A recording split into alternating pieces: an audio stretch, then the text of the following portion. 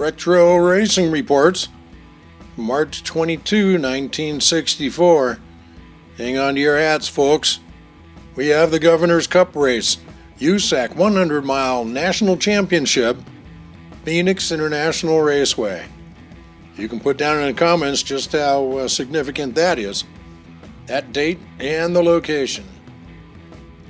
By Bob Allison, sports editor of the Phoenix Gazette.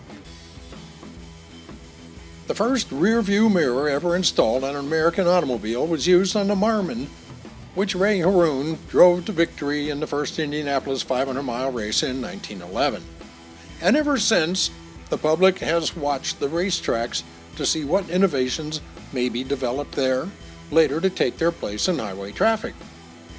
Anyone who has visited the Indianapolis Speedway Museum has been struck by the slab-sided, heavy, cumbersome look of those early machines, which took an overload of muscle as well as plenty of nerve and skill to drive 500 miles in a long afternoon. The first attempts at lighter, streamlined cars were seen as early as 1921 in the Tommy Milton era. Unsuccessful experiments with front-wheel drive were made in 1946 when the famed Novais were introduced. The trend towards special, paved track-only cars began when the Roadster era of Bill Vukovich in the early 1950s. And the next major innovations was the low-profile car made possible by the laid-over engine, as driven to victory by Sam Hanks and Phoenix's own Jimmy Bryan. As drivers and cars of true Indianapolis design take the Phoenix International Raceway Oval for today's big opening 100-miler of 1964, we're seeing yet another new trend. It's a trend which may bring together types of racing which for so many years have been completely divergent: oval track and road course competition. When Jimmy Clark drove the light, little, rear-engined Lotus Ford to second place behind Parnelli Jones in the '63 Indianapolis 500, it signaled the end of a long era when cars like these were driven only on the twisting road courses, and the oval tracks were dominated by the heavier, longer racers with the famed Offenhauser engine mounted in front.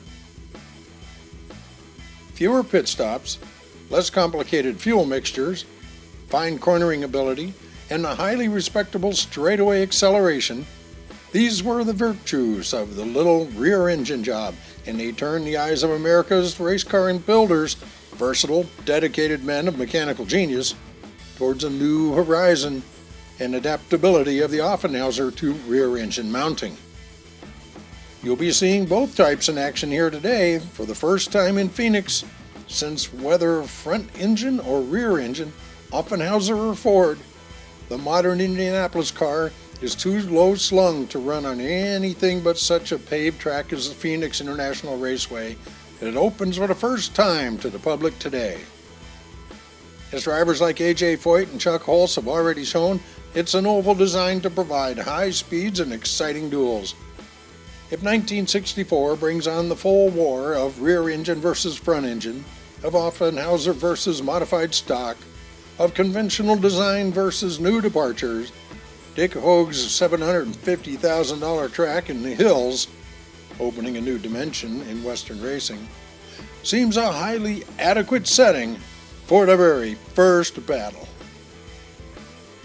Article by Frank Gianelli, sports editor, Arizona Republic. Wheels roll west. It's still pioneering country, this West. Wheels which rolled back the frontier a century ago slowly turned behind a horsepower or two, or perhaps on ox ratings. Wheels whirling history into Phoenix International Raceway's oval this weekend spin with horsepower figured into the hundreds. But it still is pioneering, for never before have racing machines such as these dueled in the West, away from revered Indianapolis or the isolated few paved facilities in the East. Because until now, nobody with the visionary determination of Richard Hogue dare to undertake the job of building a raceway to fulfill the Phoenix potential as speed center of the nation. Many men have rolled into town with a dream, glib talk, and an architect's blueprint, but in the hard light of reality, their schemes proved shallow, their ability inadequate, as was their backing. Then came Dick Hogue, without much flourish, but with independence and determination. He acquired land and personally underwrote the cost of this magnificent $1 million raceway. Earlier road races and drag meets have proven his prophecy of success.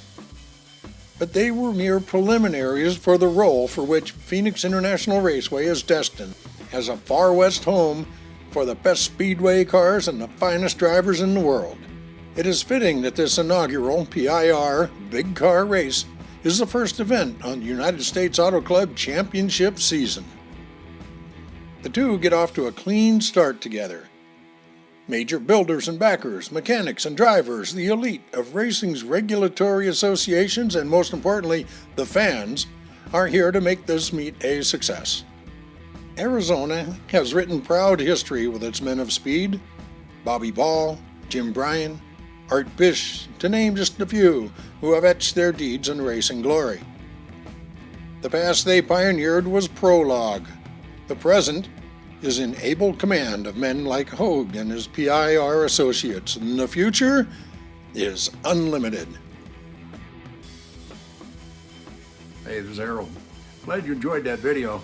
Be sure to like, subscribe, share, put your comments down below. There's a lot more where this one came from.